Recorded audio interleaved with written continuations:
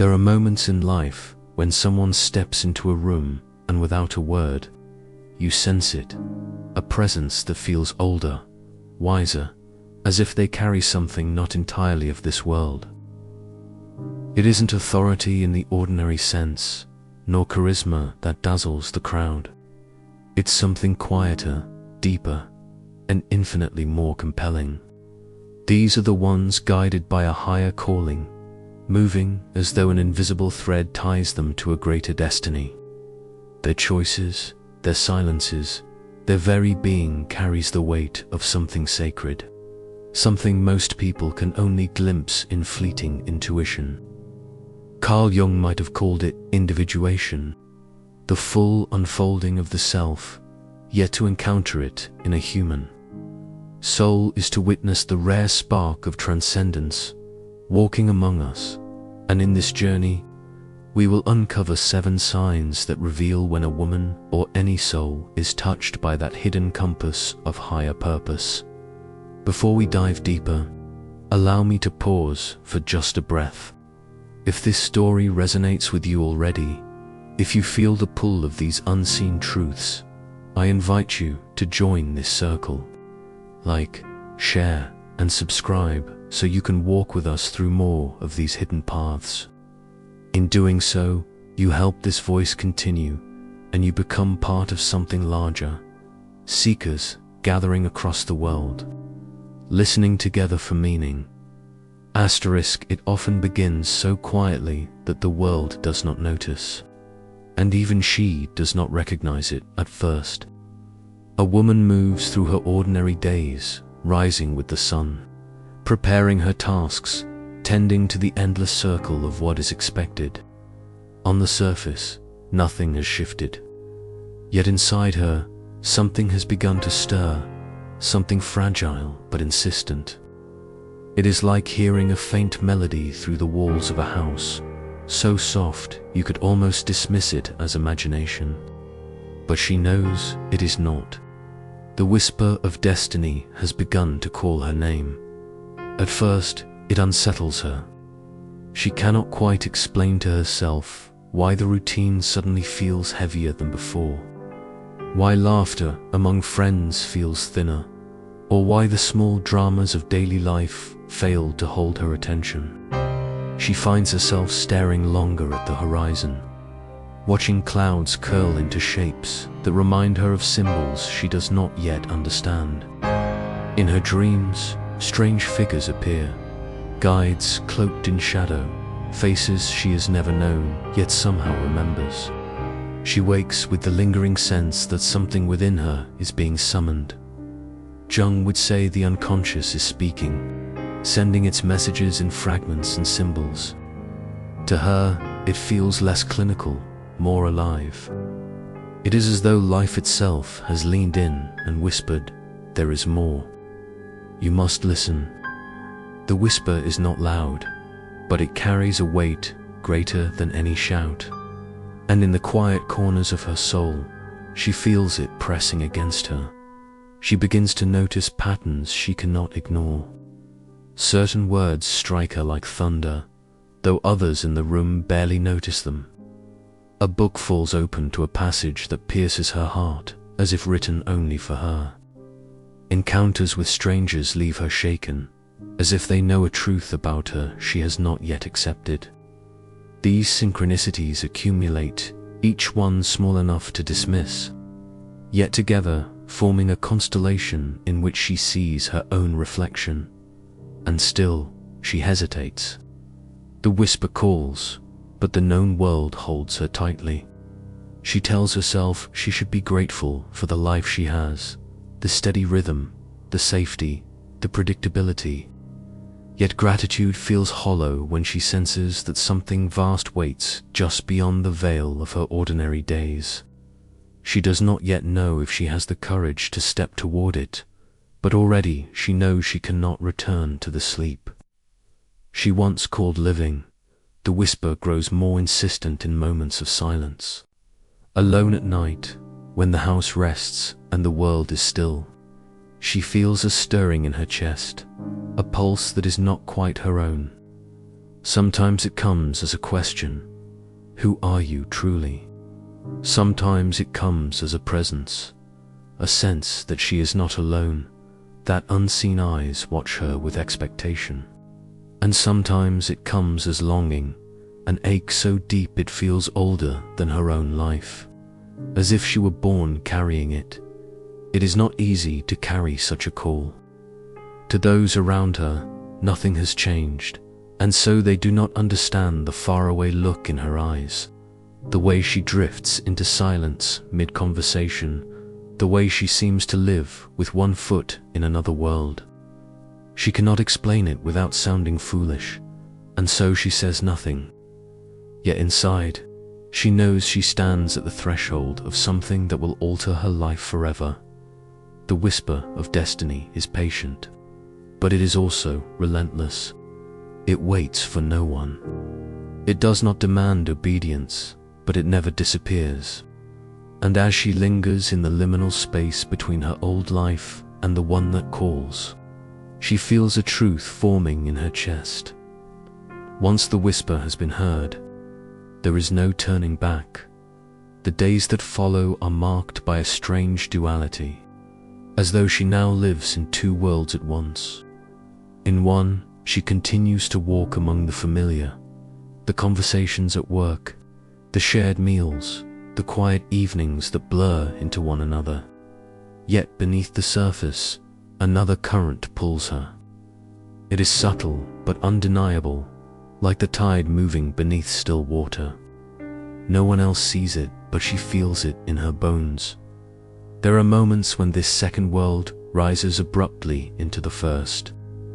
A single phrase spoken by a passerby feels like prophecy. The sudden scent of rain on dry ground stirs an emotion she cannot place, as if it were a memory from a life she has not lived. She finds herself pausing at doorways, her hand hovering as though some unseen force has pressed pause on time itself, urging her to notice the threshold she is about to cross. And always, in these moments, she hears it again, the whisper, the call. Faint, yet undeniable, the ordinary becomes haunted by meaning. She notices the way light falls across her desk at a precise angle, illuminating a page in her journal where she had once scribbled a question she was too afraid to answer. She notices numbers repeating, coincidences piling, patterns weaving themselves into the fabric of her daily routine.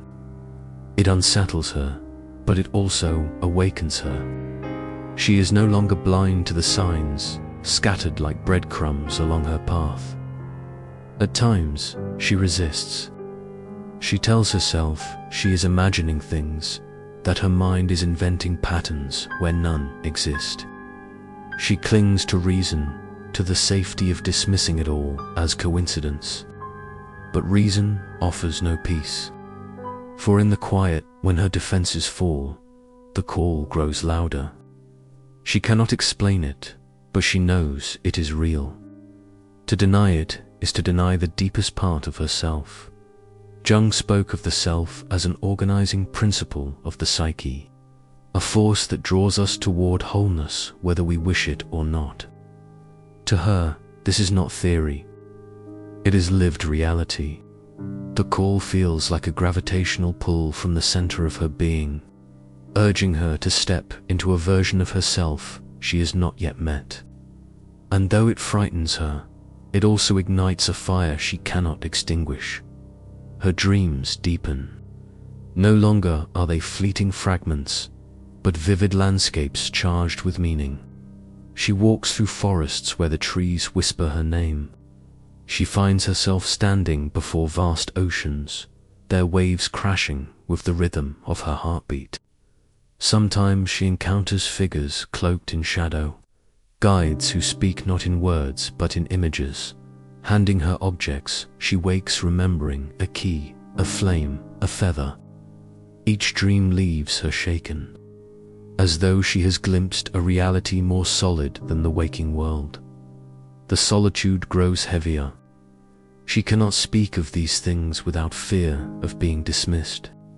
Friends notice her distance, but they do not understand. She feels caught between the life she has built and the life that calls her, belonging fully to neither. It is a lonely place, but also a sacred one. For, in the silence of this in-between space, she realizes the whisper is not asking for explanation. It is asking for surrender, and so, one evening, sitting alone by a dimly lit candle, she closes her eyes and allows herself to listen without resistance. No more dismissing, no more doubting. She simply listens. And in that listening, the whisper sharpens into clarity. It does not tell her where she is going, nor what she must become. It does not promise safety, nor does it erase her fear. It speaks only one truth, simple and undeniable. The time has come. She opens her eyes, and though the room is the same, it no longer feels the same. Something has shifted inside her. The first step has been taken, not in the world outside, but in the landscape of her soul. The whisper of destiny has been heard, and it will not let her go. The days that follow her surrender are charged with a new intensity. Though nothing outwardly dramatic happens, she feels the current beneath her life quickening. Every interaction, every silence, every pause seems imbued with meaning. She walks through the same streets, yet they no longer appear familiar. It is as if an invisible veil has been lifted, revealing an unseen dimension woven into the fabric of the ordinary. The whisper no longer comes only in fleeting moments. It lingers, a quiet companion that walks beside her, shaping her perceptions. When she speaks, she notices words forming in her mouth that feel older than her. At times, she shocks herself. How did she know what to say? Where did that sudden clarity come from? She cannot explain it, only recognize that she is being guided by something deeper than thought. But with this awakening comes tension. The life she has built begins to feel fragile, as though it might crumble under the weight of this hidden truth. At work, conversations about trivial matters seem unbearably hollow. The gossip, the small talk, the endless chatter about goals and deadlines, it grates against her. Each word a reminder of how far she has drifted from the world she once belonged to. She forces smiles, nods at the right moments, but inside she feels like a stranger passing through. One evening, she attends a gathering with old friends. The laughter flows, drinks are poured, stories are told. Yet she sits quietly, her gaze drifting to the corners of the room. While others speak of promotions and vacations, she is seized by a sudden thought. What if none of this matters? The question unsettles her so deeply that she excuses herself early. Walking home under the glow of the streetlights, she realizes she is caught in a widening gap. The whisper is pulling her forward, but the world she knows has no language for what she is experiencing. This dissonance breeds restlessness. She finds herself awake at night, staring at the ceiling, her chest tight with unspoken longing. She journals feverishly, trying to capture what stirs within her, though the words always fall short. Still, she writes, not for answers, but to keep the flame alive. Each entry feels like a breadcrumb marking her passage through uncharted territory.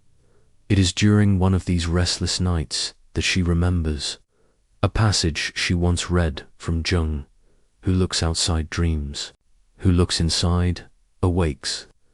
The words strike her like lightning. She realizes that what is unfolding is not madness, nor coincidence, nor mere imagination. It is awakening. The whisper is the voice of the self, calling her inward toward the very center of her being. This recognition brings both solace and fear. Solace, because she finally has a frame for what is happening. She is not lost, but being led. Fear, because awakening means change, and change means loss. What will she have to let go of? What parts of her life, her identity, her comfort will be stripped away as she walks this path? The questions weigh heavily, yet the whisper offers no reassurance. It does not bargain, it does not explain, it only insists. One morning, she wakes before dawn and steps outside. The city is still asleep, the streets hushed, the air cool and sharp. She walks without destination, guided by instinct rather than reason. The silence of the hour feels holy, and she senses she is not walking alone. Something within her aligns with something beyond her. And for the first time, she feels the boundary between the inner and outer dissolve. She stops at a bridge and looks down at the water flowing beneath. The current is steady, unstoppable, moving with a force indifferent to obstacles.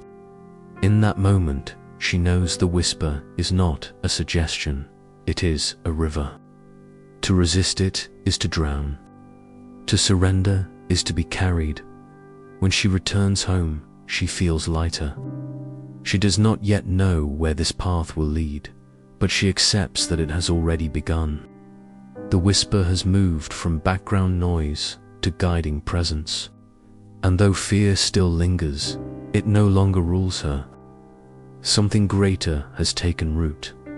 The destiny she once thought belonged to others now reveals itself as her own. And as she prepares to step more fully into its current, she realizes that the greatest journey does not begin in the world, but in the soul. The days gather themselves into a rhythm, though not the kind she has known before. This is not the measured order of schedules and calendars, but a rhythm carved from silence and symbols. The whisper, once faint and elusive, now weaves itself into her every action. It follows her into the marketplace, hums through her morning coffee, and lingers in the quiet corners of her commute.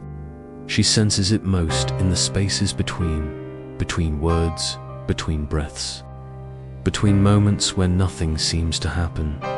Yet it is within those spaces that everything happens. One afternoon, as rain drums softly against her window, she notices a feather lying on the sill. Light catches on its delicate strands, making it shimmer with an almost otherworldly glow. The feather is ordinary, fragile, perhaps even discarded by some unseen bird, and yet to her, it feels like a message.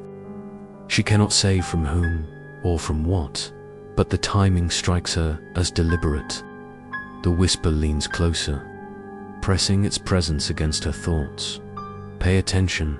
She tucks the feather into her journal, a talisman for the path she cannot yet name. It joins the fragments of her restless nights, half-finished prayers, questions written in haste, fragments of dreams she barely recalls. Each page becomes a mirror of her inner world, one she feels compelled to preserve, as though every word holds weight beyond her comprehension. But not all is wonder. The whisper carries shadows as well as light. At times, it unsettles her, pulling her into visions she cannot fully control. In the stillness of her room, she feels unseen eyes upon her. Faces half-formed drift at the edge of her awareness. Dreams swell with images of labyrinths, broken mirrors, and silent watchers cloaked in flame. She wakes breathless, heart pounding, unable to tell whether these are glimpses of truth or tricks of the mind. Fear gnaws at her edges. She wonders if she is losing herself, slipping into some abyss that cannot be returned from. Friends notice her growing quiet, her absent stares. They ask if she is tired, if work is overwhelming, if something is wrong. She lies, smiles, reassures them, but inside, the distance grows. They cannot hear the whisper. They cannot see the signs. To them, the world is still flat and predictable. To her, it has become a shifting landscape of symbols. Alive with hidden currents, she finds herself wandering farther from familiar places, drawn to ruins, to forests, to forgotten corners of the city. Once, she pauses before an abandoned church, its windows shattered, ivy climbing its stone walls. The door hangs crooked, yet the silence within feels alive. She does not enter, but she lingers at the threshold, sensing something sacred still breathes inside the decay. It is there, in the crumbling shadows, that she realizes her journey is not about escaping the broken, it is about finding the divine within it. One evening, as dusk settles and the first stars pierce the sky, she sits by her window with the feather in her hand. The city hums below, oblivious, but she feels suspended in another realm. She recalls Jung's words again, until you make the unconscious conscious. It will direct your life and you will call it fate. The phrase takes root in her chest, heavy with meaning. Perhaps the whisper is not fate imposed from without, but the voice of her own depths rising to the surface. Perhaps destiny is not given, but uncovered. The realization does not bring comfort so much as gravity. If destiny is uncovered, then she must uncover it. She must choose to walk where the whisper leads, no matter the cost. Her chest tightens at the thought. The life she knows cannot coexist with the life that awaits. Something will have to die for something else to be born. She looks again at the feather, at its fragile strands glowing softly in the dim light. She places it carefully on the page of her journal and writes, only one sentence beneath it, I will not turn away. The words tremble from her hand, but once written, they feel immovable, like stone carved into the foundation of her soul. For the first time, she feels not only called, but committed. She is no longer drifting at the edges of mystery. She has stepped into its center. As night gathers around her, she closes the journal and places it by her bed. Sleep comes slowly, and when it does, it carries her into a dream of vast open fields lit by a golden horizon. The whisper is there, not behind her, not above her, but within her, pulsing like a second heartbeat. She wakes with the dawn, her body heavy yet her spirit alert. The world outside may look unchanged, but something irreversible has happened within. She has crossed a threshold. There will be no return. The whisper has become her compass, and her life, once predictable, once ordinary, is now the unfolding of a destiny that will demand everything. The silence arrives not as absence, but as presence, heavy, deliberate, almost suffocating. She notices it first in the spaces where once there had been noise, the chatter of companions, the hum of daily distractions, the constant current of trivial concerns. One by one, they fall away. What remains is a quiet so vast it feels alive, pressing against her chest, crowding her lungs. At first, she resists. She fills her evenings with music, with meaningless scrolling, with the static of half-watched shows and background noise. But none of it reaches her anymore. The silent swallows sound like an ocean swallowing a stone, leaving only ripples before stillness returns. It is not that the world has gone quiet. It is that the silence inside her has grown too immense to be drowned. She begins to feel it most acutely when she is among others. At dinner with friends, laughter flows around her like water over glass, never sinking in. Words feel hollow, conversations dissolve into a blur of noise, and she drifts further into the solitude of her own thoughts. They ask about her day, her work, her plans, but she struggles to answer. Not because she has nothing to say, but because the silence within her demands a different kind of language, one that cannot be spoken casually, one that perhaps cannot be spoken at all. Walking home under the streetlights, she feels the silence pressing closer, as though the air itself is dense with it. Yet beneath its weight, there is a peculiar clarity. It sharpens her perception. She notices the way the leaves tremble against the night breeze, the way shadows cling to the edges of old stone buildings, the way the moon seems to follow her with patient curiosity. These small things, once overlooked, now vibrate with significance, as though each carries a secret only silence can reveal. The silence is not empty, it is full. It brims with questions she cannot yet answer. Who is she, stripped of roles, stripped of expectations? What lies beyond the life she has known? And most haunting of all, is the whisper that calls her from within truly a guide? Or is it only the echo of her own longing? Nights grow more difficult. The silence within her deepens until it fills even her dreams. She finds herself walking through endless corridors where every sound is swallowed before it can echo. Sometimes she cries out in these dreams, desperate for a voice, a sign, anything to break the oppressive hush. But nothing answers. She wakes with her heart racing, her body trembling, as though she has been wandering those corridors for hours. And yet, within that suffering, something stirs. She recalls Jung's notion that silence is not mere absence, but the space in which the unconscious speaks. She begins to wonder if what feels like abandonment is, in truth, a test, a stripping away of distractions so she may finally face herself. Still, the weight is almost unbearable. There are days she longs for the noise again, even the meaningless kind. Anything to drown the silence that seems to stretch without end. It is during one of these days, in the middle of her exhaustion, that a moment of piercing clarity arrives. She is seated in a cafe, surrounded by the murmurs of conversation and the clinking of cups. The noise is all around her, yet inside, the silence reigns supreme. For a moment, she feels like an island, untouchable, apart.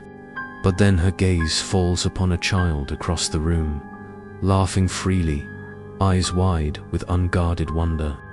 The sound of that laughter cuts through the silence like a flame through darkness. It does not shatter it, but illuminates it. She realizes then that silence is not meant to be destroyed, but to be understood. The silence is not her enemy. It is her teacher. Its weight is not meant to crush, but to forge. She leaves the cafe with a different stride. The silence still surrounds her, but she feels it shift, transform. It is no longer suffocation, it is initiation. What once seemed unbearable now feels like a threshold. Behind the silence waits a voice she has not yet heard, a truth not yet spoken, a self not yet revealed. The journey deepens, and with it, the realization that silence is not emptiness at all. It is preparation.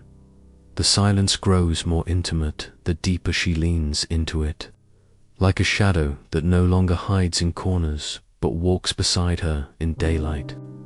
It becomes both companion and mirror, showing her not the world outside, but the world within. And at first, what she sees unsettles her.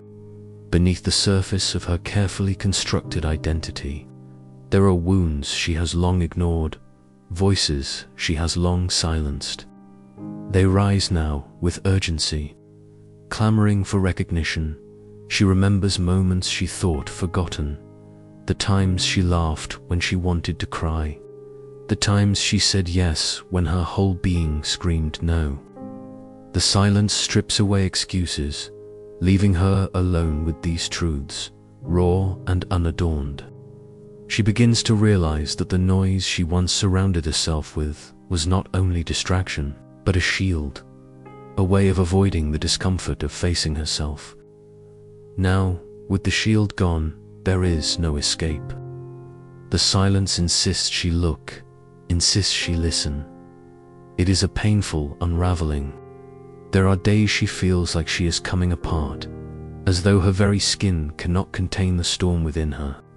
She paces her room at night, restless, caught between wanting to scream and wanting to collapse. Yet even in the turmoil, the silence does not leave. It watches, patient, implacable, as though it knows that what feels like destruction is in fact transformation. Jung once said that until the unconscious is made conscious, it will direct our lives and we will call it fate. These words circle in her mind like a mantra. Perhaps the silence is not punishment, but invitation, an invitation to bring what was hidden into the light. She begins to write again, not carefully curated thoughts, but raw fragments, confessions spilled across paper. She writes of fear, of desire, of the aching loneliness she carries like a secret weight. And in writing, she notices something shift. The silence, once oppressive, becomes fertile ground, a space where truth can finally breathe. Still, the loneliness gnaws at her. She longs to share this journey, but when she tries, her words falter. Friends tilt their heads, offer comfort that feels rehearsed, but they do not truly hear. She cannot blame them. How can one explain the language of silence to those who have not yet heard it? And so she learns to guard it, to carry it within her like a sacred flame. The isolation hurts, but it also strengthens. For in solitude, she begins to trust herself in ways she never did before. The more she surrenders to the silence, the more it reveals. Patterns she once overlooked now shimmer with significance. She notices the subtle shifts in her own body, the way her breath deepens when she lets go of fear, the way tension coils in her shoulders when she resists what she knows to be true. She notices how the silence speaks not always in words, but in sensations, in intuition, in sudden clarity that cuts through confusion like a blade. One night, as she sits in the quiet glow of her candle, she allows herself to sink fully into the silence without resisting, without filling it, without fear. And in that stillness, something extraordinary happens. She feels not emptiness, but presence, vast, luminous, and indescribable. It is as though the silence itself has a soul, as though it has been waiting for her to finally listen with her whole being. She does not hear words, but she understands. The silence is not absence. It is the language of the soul. Tears stream down her face, not from sorrow, but from recognition.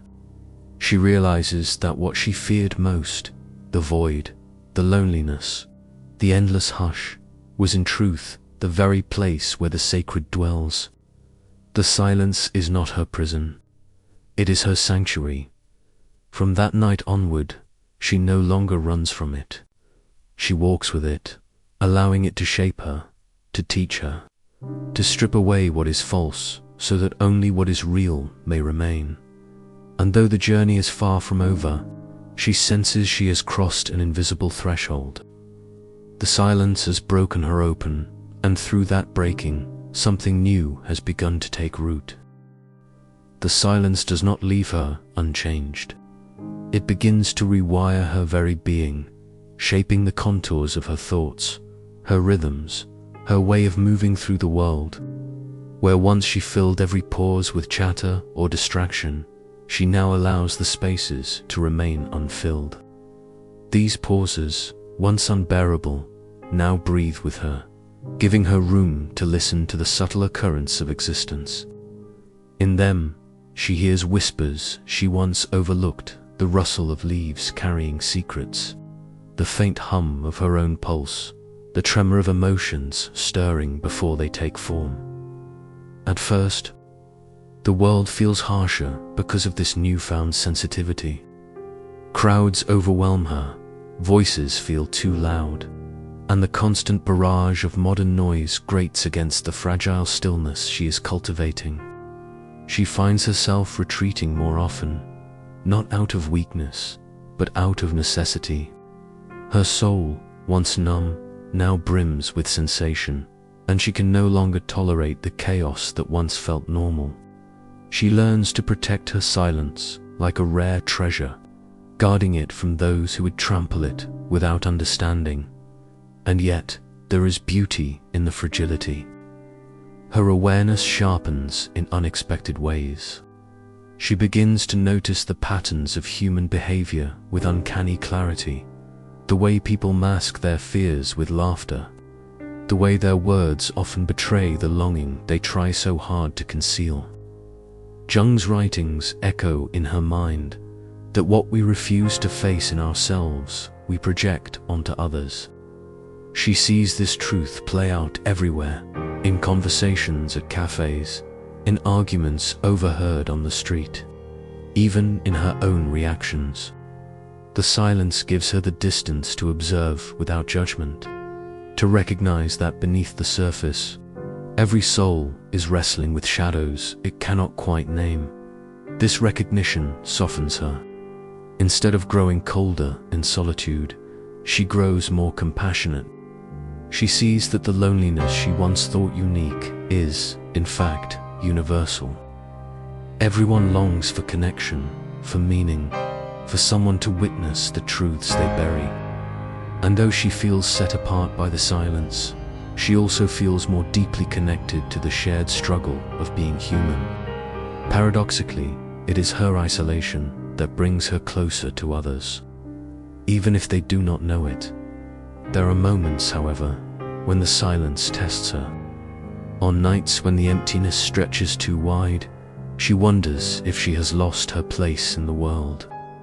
She questions whether this path of inward listening has exiled her from the life she once knew, from the laughter of friends, from the easy comfort of belonging.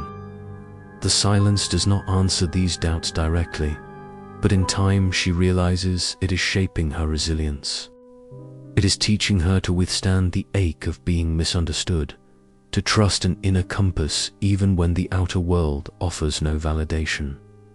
Gradually, she discovers that the silence is not always quiet.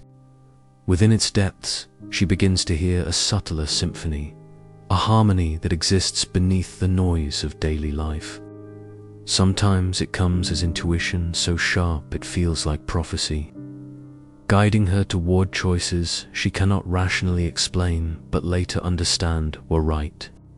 Sometimes it comes as a sudden flood of images or insights, visions that feel less like invention and more like memory, as though she's tapping into something ancient, something that transcends her small life.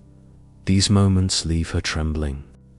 They are not constant, but when they arrive, they remind her that the silence is alive, that it carries wisdom beyond her own. And though she cannot fully name what it is, she begins to revere it as sacred. She treats her time in silence, not as withdrawal, but as communion.